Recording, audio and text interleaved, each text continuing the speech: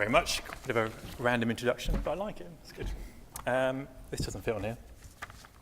I'll put it here. Just organising myself. So I'm Will Glendinning. I know some of you, a few of you from today. It's a quick background about me. I've been lucky enough, I guess, to have been involved with and responsible for some of the largest and most complex live events in recent history, I guess, for better or worse. As I said, worked with the likes of Ford, Coke, UEFA, the Olympic Games, Tour de France in 2007, all sorts of things. But that's just enough about me. I'm just curious who's in the room. I'm trying to work out who here commissions events and who actually delivers and services them. So is anyone here who's actually a buyer of events, client side? No. That's easy then, so I can tailor it to the right people. I think we've got some venues here. Anyone here venues? Venues, suppliers, and agencies. Okay, understood. Cool. Okay, so this day being primarily about collaboration, and I'm primarily about making live events happen, and ideally as easily and as effectively and as seamlessly as possible. I'm going to talk about how to do that, how to make live events happen collaboratively. I'll warn you now, this is a back to basics session, because to understand how to put live events together collaboratively, we need to know what they are. And first of all, it's probably worth, how do I move this thing forwards? Okay. It's probably worth a bit of a discussion about what a live event actually is. Now, for my money, the live medium or live events or doing anything live is just about the most powerful medium you have, or that anyone has to promote stuff, communicate stuff, or to entertain. In theory, I guess why I'm standing here rather than sending you all a PDF to read. In theory, when it's live, it's more powerful. Now, as well as being the most powerful thing, there's also so many different types of live events. There's a small list here, so conferences, guerrilla marketing, experiential marketing, meetings, outdoor events, public events. I shan't reel a whole list off, but summits, major events, trade shows, festivals. I mean, the list goes on. You've probably been involved in even more yourself. And they just go on and on. So trying to define what a live event is, I always find quite difficult, and you end up in weird conversations and having different conversations with different people in different sectors. But live events, to me, there's so many different types, and they're also pretty unique as well. Unique because doing anything live, you're faced with having to put together and glue together seamlessly so many different aspects, so many different issues, people, organisations. You have to glue together the clients and stakeholders, marketing people, the finance aspects, consultants, governance, agencies, staff, suppliers, venues. They all need gluing together seamlessly against a backdrop that's constantly changing. Briefs change, clients change their minds, curveballs come at you. You're completely exposed. Everyone is watching what you're doing. There's absolutely nowhere to hide. 9 times out of 10, you're not in any control or complete control of all the things actually affecting your success, because just so much stuff changes around you. And to add to that, you've got a deadline that can't move. It's fixed, or 9 times out of 10, it's fixed. You have to be live on this date at this time. So when you start comparing this to any other industry or any other sector, there are very few, if any, that compare.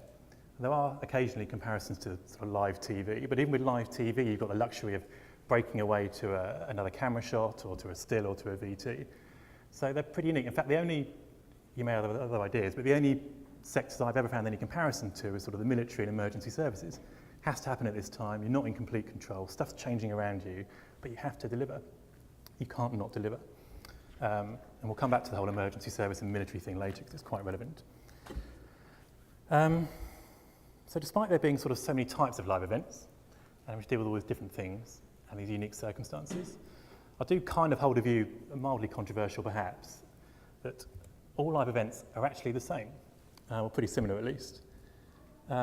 Whatever size, whatever type, whatever scale, and for whatever purpose, they are all kind of the same. And a number of people sort of disagree with me on this, but when you sort of compare it to something more familiar with, a human and an ape, I don't know what the exact statistic is, but I think we all share about 99.9% DNA, but obviously are in their way completely different.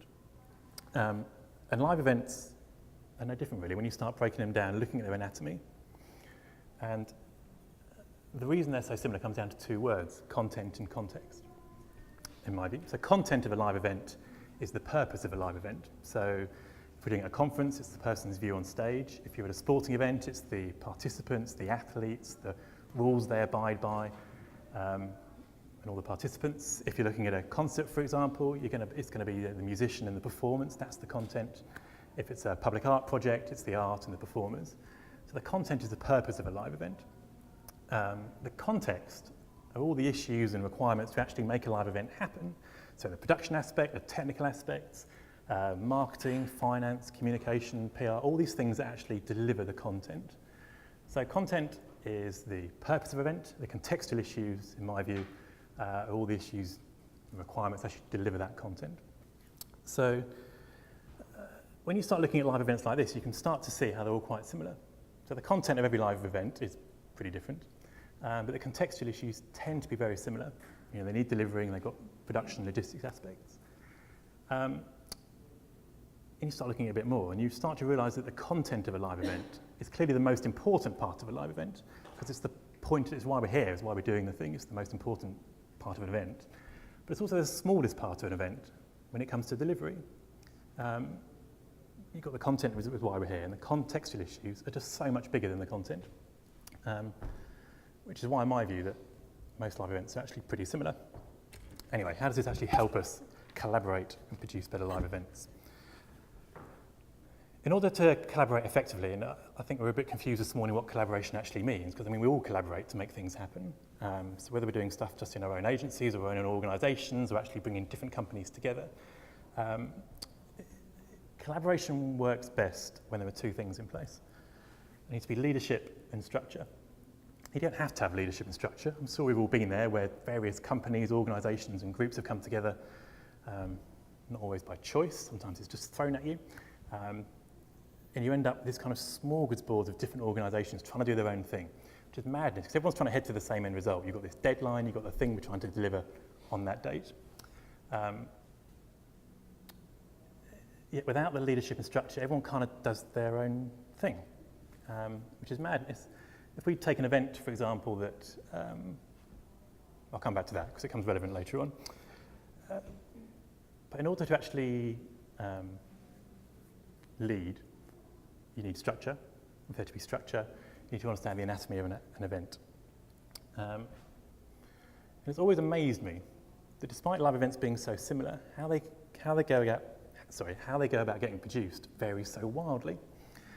Compare it to another industry. If we look at architecture, for example, if I ask 100 people, I don't know how many people in this room, probably 50, 60. If you ask 100 people how you go about commissioning or creating or getting a building designed and built, you get 100 similar answers. You need an architect, you need an engineer and a builder, and probably some planning permission.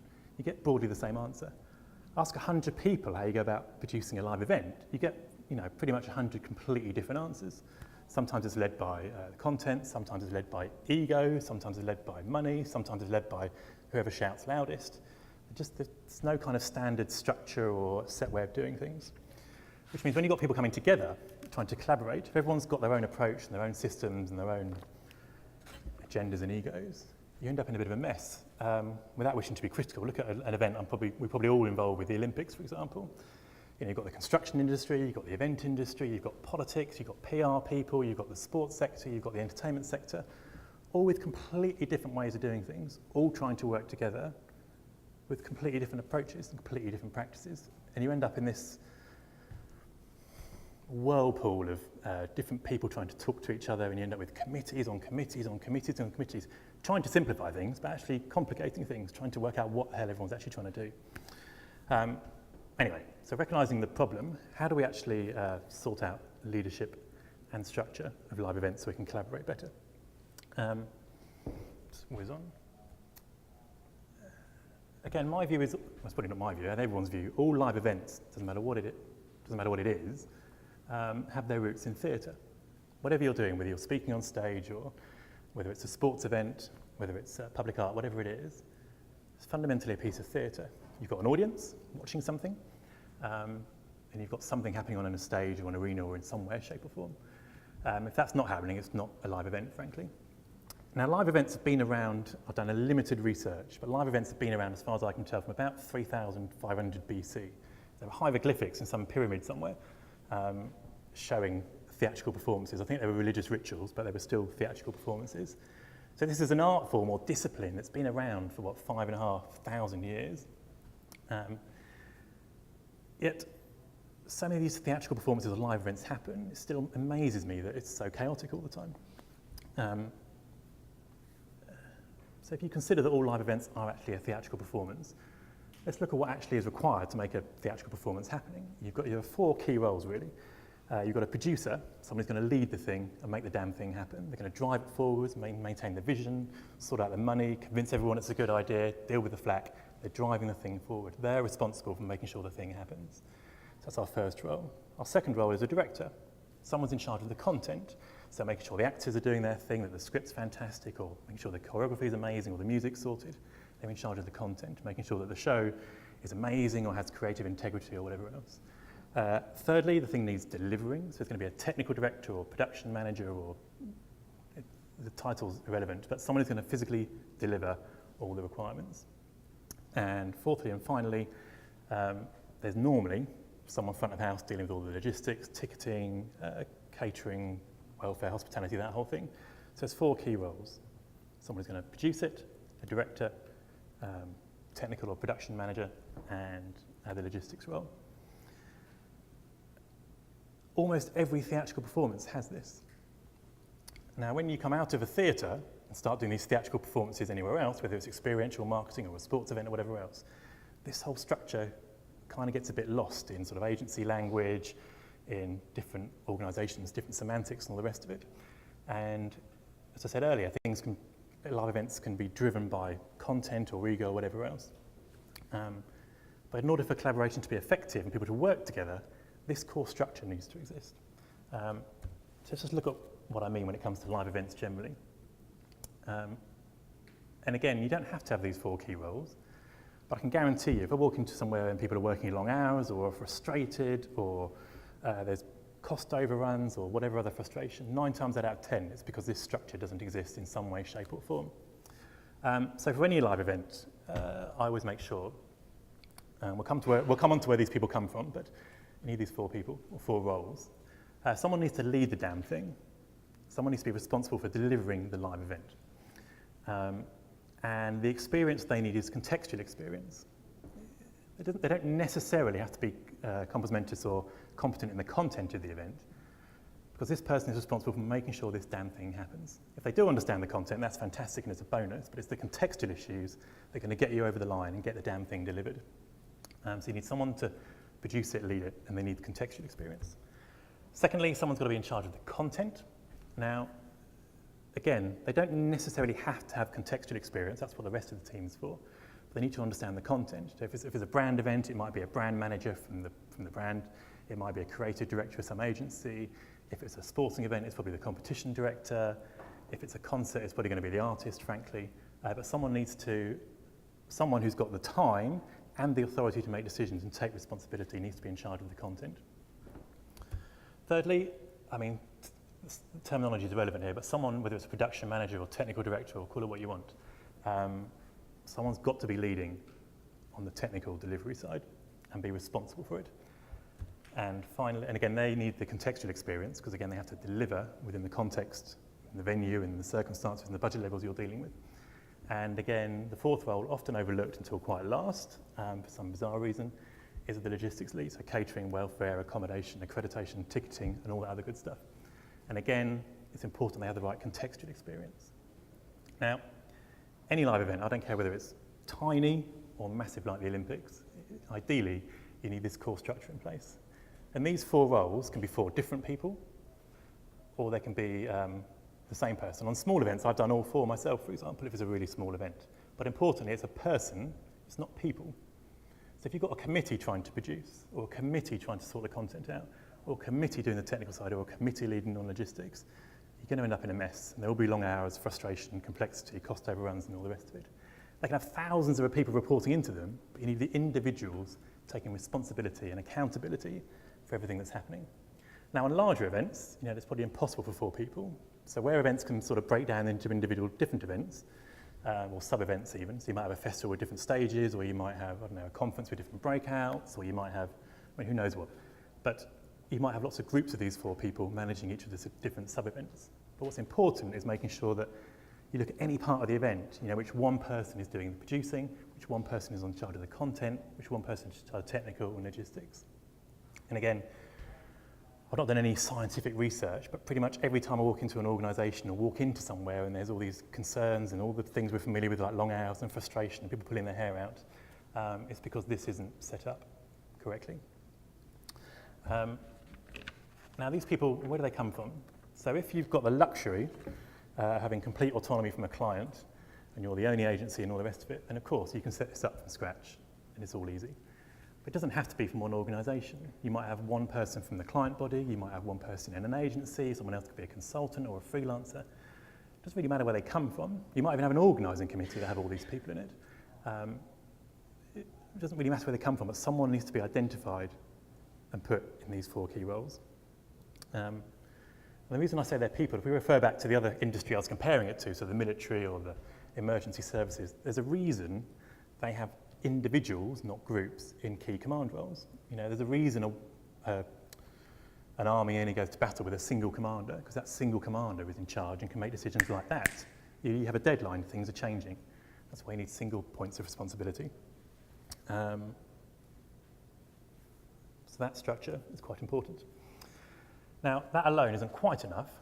That structure needs combining with something which I affectionately call dictatorial leadership and democratic management. So you've got these 4 people leading, and obviously the main person leading as well. And bear in mind, you've got this deadline that can't move. This thing is going to happen at midday on the 31st of August. That isn't going to move. So at some point, someone's going to have to make some decisions. But of course, you've got all these people trying to collaborate, all these organisations working together, all these people working together. They need to work together fairly, calmly, share ideas, all the rest of it. Normal, good democratic processes, so everyone gets their view heard or should get their view heard, and then various decisions are made based on all the information, which is great until milestones come along. So if someone's, or if a group of people aren't making the decision on time or can't come to a decision and all the rest of it, someone's got to step in, and based on the information at hand, make a damn decision. And if you've got committees churning around ideas, not making decisions by key milestones, or God forbid by the actual event date, all that's happening is everything's getting concertinaed up and the pressure's building on everyone and all the rest of it. So the people you've got in these lead roles need to have the authority and relevant content and contextual experience to actually make decisions when they need to. So it's getting that balance right, having people that can step in when they need to and get all dictatorial, and step back when it's actually the time to actually work in a more collaborative and democratic can step back when people are free and have the time to actually work properly together. So again, this works. I often suffer from the fact that a lot of what I do is quite large, and everyone says, well, this only works on a large event, what about small events? And the one thing I'd say to that is the only reason I get criticised for that is because the only thing people hear about are the large events. They don't happen every day. I use the same thing whether it's just me working on a project or whether there's hundreds or thousands of people working on a project. And again, you go through this team and people start talking about it and looking at it saying, yeah, what about the account managers? What about the procurement people or the commercial guys or sponsorship and the million other roles? I say, well, they're all valid roles, but they feed into this structure. You know, this is your leadership team. You know, you can have procurement people and account managers and God knows what else, PR, marketing, sponsorship, all the rest of it. But they need to be led by this team of people. You know, you wouldn't have, you know, there's a reason architects lead the building of a building and they design it and they have their engineers working with it. They know what they're doing. Everyone reports into them. You don't have the nurses, for example, if you're designing a new hospital, you don't have the nurses, for example, designing and telling people how to build bricks or how to lay foundations. It's the architects and engineers' job. You know, their information and their expertise gets fed into the mix so the hospital can be fantastic and work for them. But there's this core leadership team. If it's in place, things get much easier. And what also happens as well is a lot of the chaos around live events is quite hard to avoid. You know, you're in the middle of it all, things change, things get chucked at you. But if you've got the right team in place, with the right leadership in place, you can actually start quarantining people and quarantining your team from all the nonsense. So just to give you a quick example, a practical example, 2007, I was the event director for the Tour de France when it came through London. And 14 months into the planning, which was a month before we were going to go live, someone somewhere in the public sector, remain nameless, had the bright idea of putting or requesting or suggesting we have 19 live sites around London. This is a month before the event's going live. So most planning was done, and this was not an insignificant addition to the project. And this came up, this was almost an off-the-cuff remark in a meeting somewhere, and with a lot of people in it. So what could have happened is everyone in the meeting could have got very excited, oh my God, we need 19 live sites, there's this to do, there's that to do. The production people run off trying to talk to suppliers, all the project managers start running off talking to venues and landowners and God knows what else. Uncontrolled, there'd be chaos. Everyone would be pulling their hair out, and then there'd be ever-decreasing circles trying to get to what was actually required, and people would be doing unnecessary work and stuff would get cancelled. It's crazy. So what I did, the minute this got mentioned, I was in this role on the left, trying to lead and hold this thing together. And what was clear to me is we had to deliver something on the date of the event. We already had a brief, we knew what we had to deliver, and that wasn't going to change even with the addition of these live sites. So for me, it was fundamental they focused on that, because that was definitely happening. These live sites were still an idea. So I spent probably, between a week and 2 weeks, a few phone calls to a few suppliers, just saying, does this stuff even exist? Does the kit exist? A few conversations with landowners saying, have we even got agreement in principle we can do this, theoretically, checking that was okay, and then talking to the client to check they actually had the money rather than just say they had the money. So that process took a week, I think, between a week and 2 weeks. I pretty much told the whole team to ignore it, because it wasn't yet actually happening, it was just being talked about. Once I knew that there were agreements in principle from the landowners and the equipment was sort of available, everyone was going to make it happen, and the client actually had the money, I then, like most of you guys do, turn it into a brief and actually give it to the rest of the team. But it quarantined the entire team from the chaos, which could have derailed what we're already doing. So that's where that sort of dictatorial leadership, democratic management thing comes in. Random circumstances are pretty much unavoidable, but you don't have to let it affect or derail what you're doing. So I've just got another couple of other quick examples where we've put this into place. Again, same 2012, there was a little thing called the London 2012 Festival, which anyone doesn't know was the fluffy cultural side of this sporting extravaganza, which was the Olympics, which were involved with various parts of. A large part of what we're doing was a thing called Showtime, which was the mayor's ambition to have street performance and performing art in all 30, how many boroughs are there in London? 32, 33 boroughs of London, across 7 or 8 weeks of the Olympics and Paralympic Games. So I think they were working on that for about a year and a half before. This is obviously between these four walls, kind of. They were working on this for about a year and a half, and there were committees and steering groups and feasibility studies and God knows what else. Coming up with great ideas, which is fantastic. But it was just ideas, it was just content. There was no real assessment of the contextual issues to actually make this happen. So eventually we won a tender and ended up getting involved to bring that structure to the project. And very quickly made sure that the structure we spoke about previously was actually there. So you've got 33 boroughs of London. I think there was something like 70 odd events, 70 odd days of activity across 7 or 8 weeks. And very quickly we made sure that every single one of these events, everyone knew who the producer was. There were 5 producers or so across the whole project. One producer was responsible for every, we made sure everyone knew which producer was responsible for which day. Everyone knew who was responsible for the content. And I think we had about 500 artists from different countries around the world who were curated. Everyone knew who the curator was, who was in charge of the content for each of these events, which happened to be the same person as the producer in this instance. Everyone knew who the technical and delivery lead was on each of these events, which happened to be someone from the local authority, with support from us, but everyone knew this person from the local authority was in charge. And then all the logistics support that was required, again, everyone knew who that was for every single one of these events. So very quickly, our client had the structure which they knew worked. I think it was, I forget the number, it was 400 or 500 artists involved from around the world. They very quickly knew who to turn to for any piece of information they needed and knew they had the support. And I can't say it was perfect because we are dealing with the public sector here, but it went a long way to making the whole process far easier. And I think on that whole project, our entire team probably did 2 or 3 late nights over a year. It just got much easier. Another quick practical example, in 2011, the UEFA Champions League final came to Wembley, and it came again in 2013, but the first time in 2011. And as well as the activity in the stadium, UEFA and the FA and their various sponsors wanted to do a thing in Hyde Park. And again, before we were ever involved, or anyone like us were involved, you had the FA and UEFA talking to the local authorities, Hyde Park, and God knows who else about trying to do something. Was it 6 or 7? And then there were 6 sponsors with their own agencies also talking to various local authorities, or to the local authority and various people at Hyde Park about trying to make it happen as well. And eventually something gave, and the various authorities and licensing authorities involved were like, look, can someone just pull this together? There's always different things happening all over the place.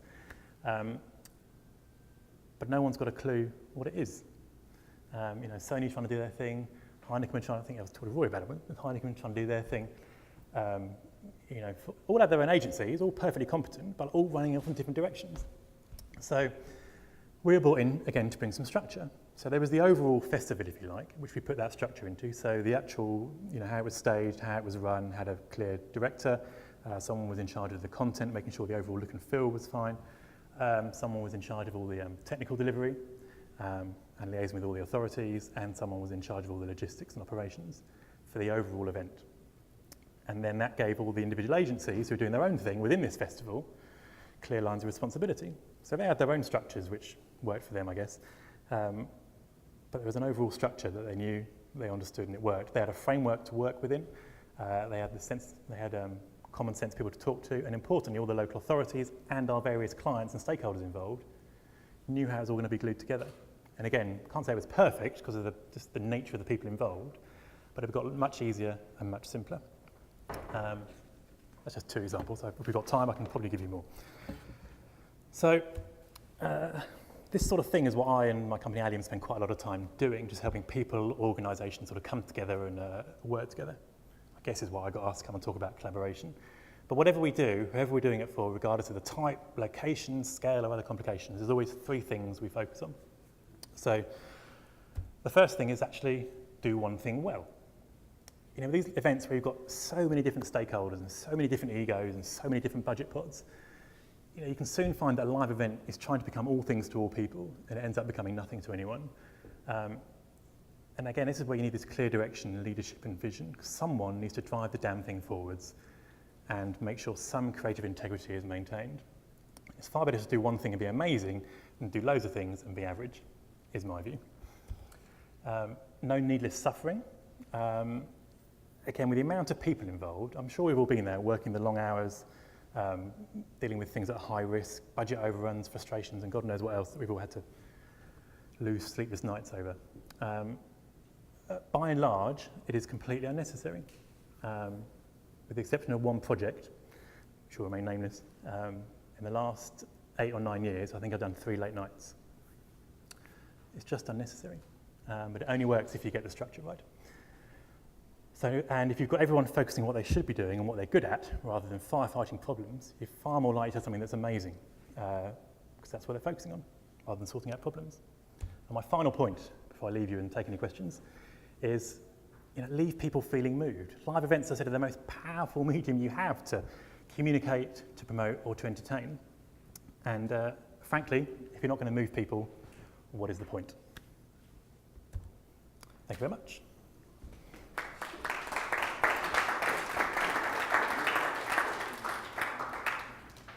I'm much better at talking than taking questions and debating stuff than presenting. So I don't know if anyone's got any questions. Can we do questions or not? There may be none.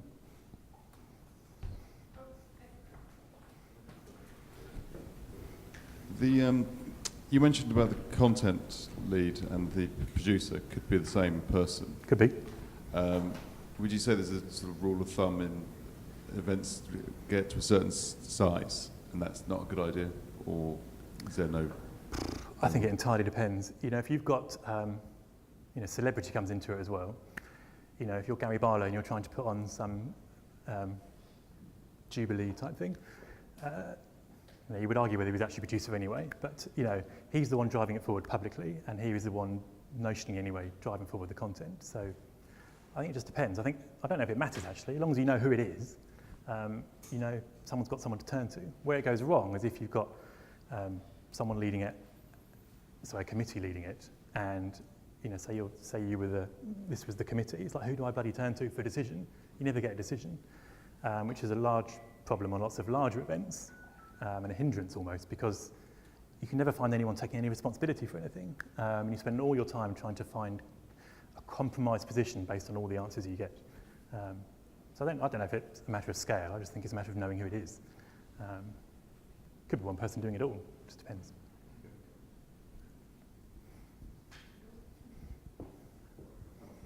If it is spread out, if you do have that structure, where do you see the buck stopping? Or is that different depending on the event? Well, it depends which buck. So, well, but who has the final decision? I mean, sometimes you get a challenge where content pushing their case over technical, and obviously, safety and things are important, but there can be conflicting interests. there is normally conflict of interest. There's always conflicting interests. It should be the producer or the lead, or whatever. I mean, semantics are irrelevant, but the person leading the project. So, in theory, the producer or the lead is making this thing happen. It's their neck on the block if it doesn't happen, or should be. They've taken the risk, they've taken the accountability, by and large. Or if it's within an agency, it's whoever their boss is. But it stops with them. So if you've got an artist who wants, 17 more flying elephants, and you can only afford 6 of them, they're the ones going to have the tough conversation. Now, if that's then going to affect the creative integrity of what's happening, and the artist's like, I can't possibly perform like this without my 17 elephants, then you need to look at what you're actually delivering and either redesign it or have the conversation or find something else. I admit, not always an easy conversation. But unless these conversations happen, you end up going around in circles. So, this gentleman behind you.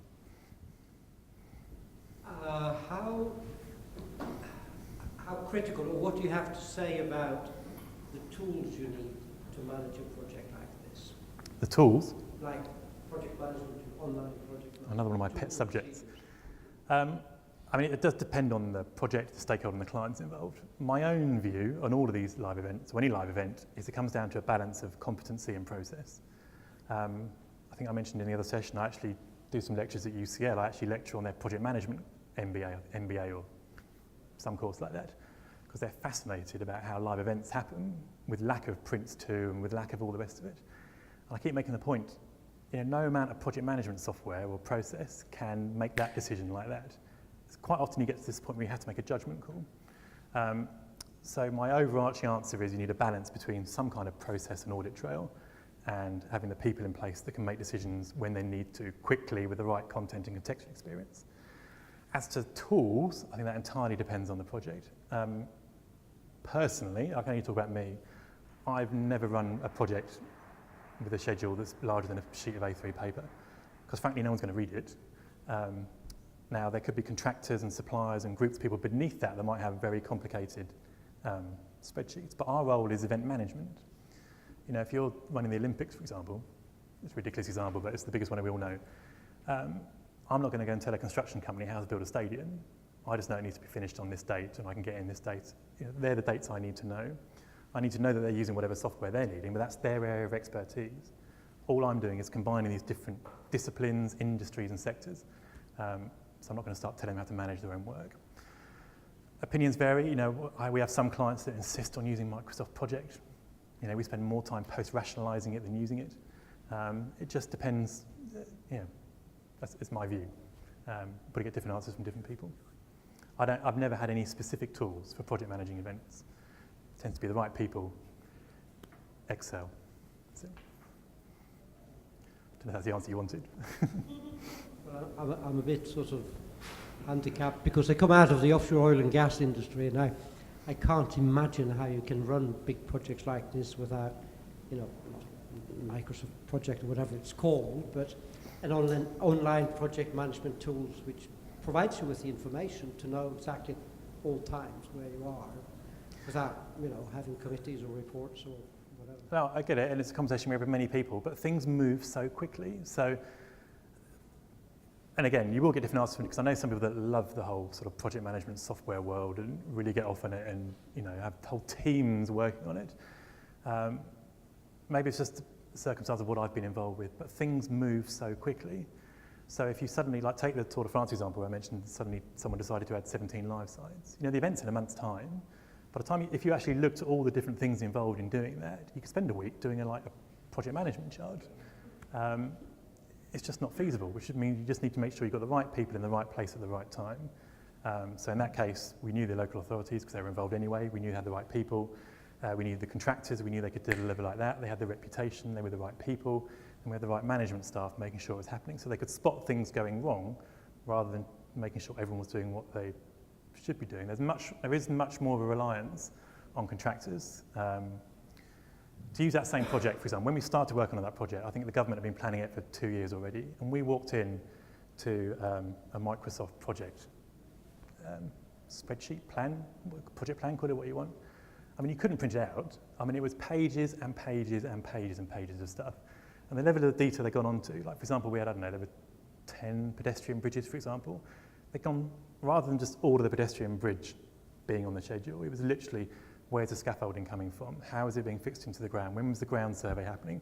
Which part of the world was the steel work coming from? I mean, there was 3 or 4 pages just on each bridge, but that's what you rely on the contractors to do. You need that balance of process and competency. You know, which is just my view, I admit.